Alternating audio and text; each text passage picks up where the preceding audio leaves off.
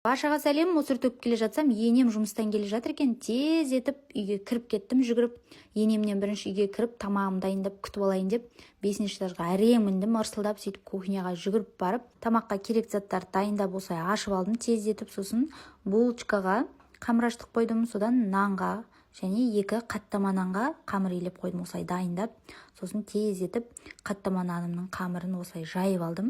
Шап-шағын 2 шығады, майын жағып, орап, созып осылай айналдырып дайындап қойып қойдым.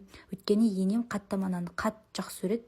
Сосын бауырсақтың қамырында тез етіп осылай жайып турап дайындап қойдым да, етімді турап, жуа сәбізімді турап, тамағымды дайындадым. Сосын қаттама наным да дайын болып қалыпты, оны зуалап пешке салып жіберіп келіп тұрсам, баламнан бауырсақтың қамырын мұжып тастапты, бір-біріне жабыстырып, оны тез етіп жайып алдым да, қызым жылап жатыр бір кезде, аш қалдым деп оның тамағын беріп алдым. Сосын қаттама нандарым да пісіп, кезек одан нандарымды пісіріп алдым.